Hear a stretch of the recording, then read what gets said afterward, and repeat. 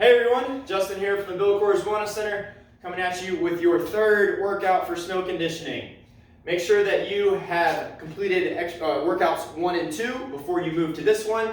If you missed those, you can go back into the snow conditioning playlist on the YouTube channel and find those. We're working up progressively as we go through these, so it's important that you do them in order. For those that did 1 and 2, I hope it went well. I hope that you're at least a little bit sore from them, so that we know that we're working to get that leg endurance up so that you can do as many runs as possible when you get out on the slopes. So with that said, let's go ahead and run the warm-up for this. I'll give you a quick demo of this entire workout warm-up included. First move is going to be a quad pull to an overhead reach. So I'm going to grab the ankle, I'm going to push my hip forward at the same time I raise overhead with the arm.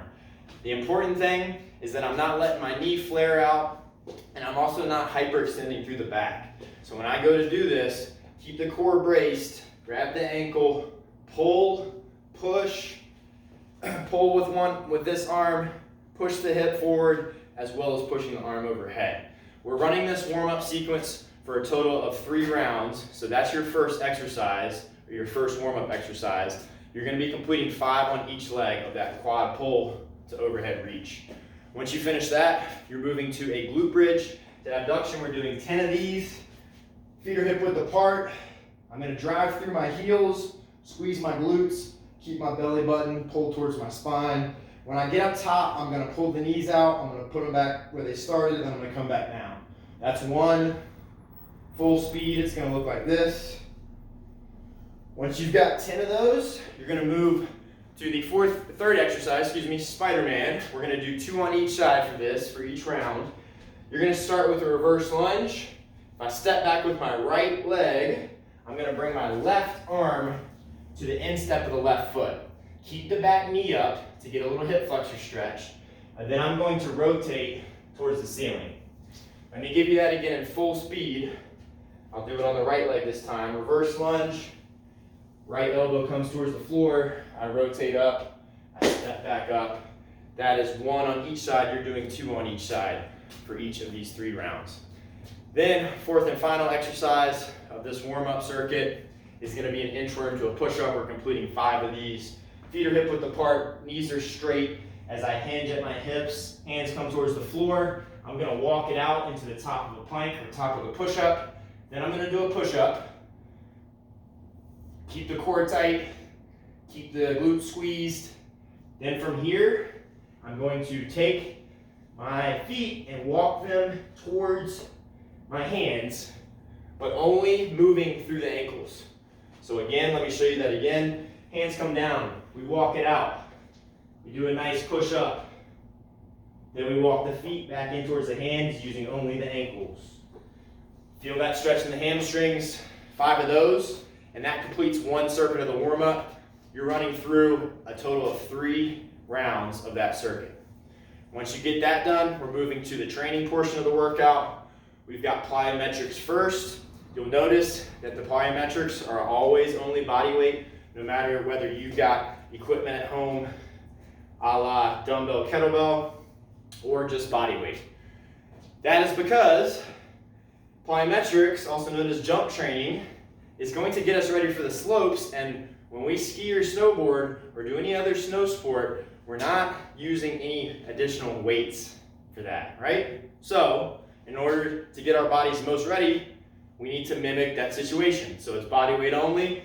Once we finish these plyometric sets, then we'll move into the targeted strength training that's going to help prevent injuries and overall just keep you well-rounded for the slopes. So with that said, for this plyometric set, we've got 4 different moves. You're going to start with bodyweight squats, 20 of them. Arms come up as you go down. Make sure you're coming all the way up, driving through the middle of the foot. Squeeze those glutes, straighten those knees. 20 of those. Then you're going directly into 20 double leg lateral jumps. I'm going to give a quarter squat, arms come back. I'm going to thrust up, jump sideways. Again, this is what it looks like. Make sure the knees aren't collapsing in. When you do that, try to land softly. You got 10 on each side, a total of 20. Then you're going directly into the third move of this plyometric set, which is going to be jump lunges. We did these in workout 1. They're tough, but they're very important for building that capacity of the legs to endure that burn that you feel when you're out on those slopes. So we're going to hop into that lunge, then we're hopping, switching legs, making sure that the toe stays pointed forwards. We're landing nice and soft. 10 on each leg for a total of 20 reps. Once you finish that, you're going directly into the fourth and final move of this plyometric set, which does not actually include jumping, but it is going to get you burning. So we're coming down into a 90-degree squat hold. Arms come overhead in a Y fashion. Elbows are straight, thumbs are towards the ceiling. 30-second hold here. Feel the burn. Make sure that those heels aren't coming up. Once you finish 30 seconds there, shake it out, rest 30 seconds, and then you're going to roll through that same 4 exercise sequence for a total of 4 rounds. So you got 4 rounds with the plyo. Once you finish 4 rounds of the plyo, then you're going to move to the targeted strength training. For the first superset, we are going to complete first a uneven pike push-up if we are not using weights. So if we're doing body weight only, I'm going to show you that one first. We are going to get into a down dog position, also known as a pike. Push that butt up towards the ceiling. I want to take an uneven orientation with my hands. From here, I'm going to bring the crown of my head towards the floor. I'm pushing more of my body weight through the higher hand than the lower hand. So the staggering looks like so. Hands are shoulder width or just a little bit wider than that. I want you shooting for 6 to 10 on each side there. There's a big range because they're tougher than they look.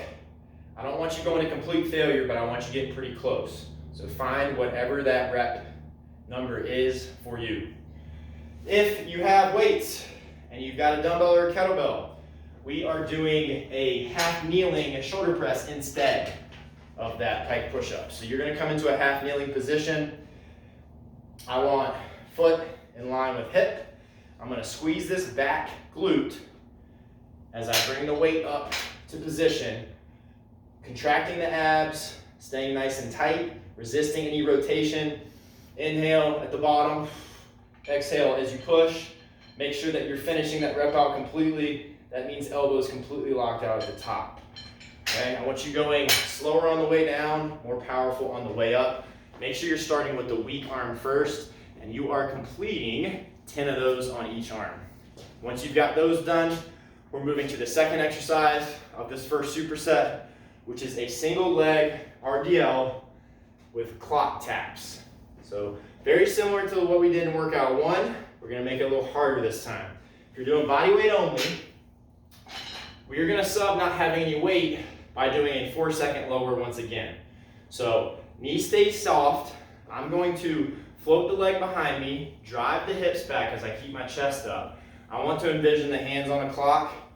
I want to shoot for a 10 touch, a 12 touch, and a 2 touch. Doesn't matter which one you start with, but definitely start from one side. We're reaching across, forward, bringing the foot down if I need to reestablish balance, and then I'm kind of going behind me for that third one. If you lose balance like me, you can take that staggered stance and do the same move here. Okay? But I would like you to try to float that leg. If you lose balance, don't worry about it. Reestablish it. Pick back where you left off. Make sure you start with the weak leg first. We are doing 12 touches total. So you're going to go 3 this way, 3 that way. That would be 6. So in other words, it's 2, full, over, and back. Once you've got that done, you would move to the third exercise, which I'll get to in just a second. For those that have weights, we're doing the same exact movement where we're going to add a little bit of weight to it. So don't use too heavy of a dumbbell because we are working hamstring strength here. A little bit of rotation through the core. So I don't want you to rotate the body completely. Don't open the chest up as you do this. Try to keep the shoulders square as you come across your body. and forward. You don't have to do the 4-second lower on that one, but I do want you going under control. Make sure that you're starting with the weak leg first, as I discussed just a second ago with the body weight version. That doesn't change. Do 12 taps going both ways, and then that's it for that second exercise of this first superset.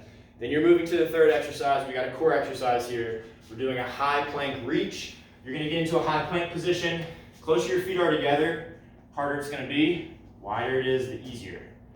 So find what works for you. Squeeze those glutes, keep the core tight. We're going to reach up, making sure that we don't rotate through the hips. So when you reach up, don't let the hips drop. Try to stay as still as a statue. The only thing moving is the arm. We're going to alternate which arm comes up. We're doing 12 raises. Notice I'm not going super fast. Right? I'm raising up, I'm holding for a second, and I'm coming back down. Once I've finished those high plank reaches, that is one set.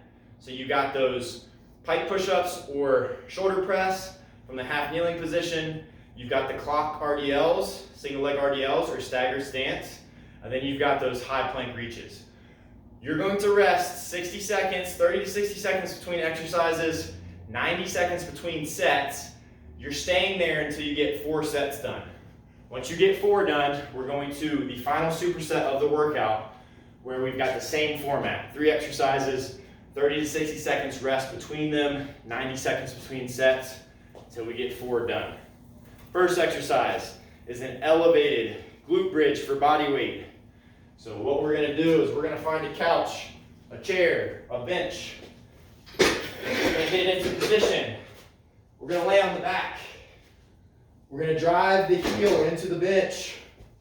I want about a 90-degree bend in the knee. When I start, I'm coming up and I'm driving. I'm squeezing the glute.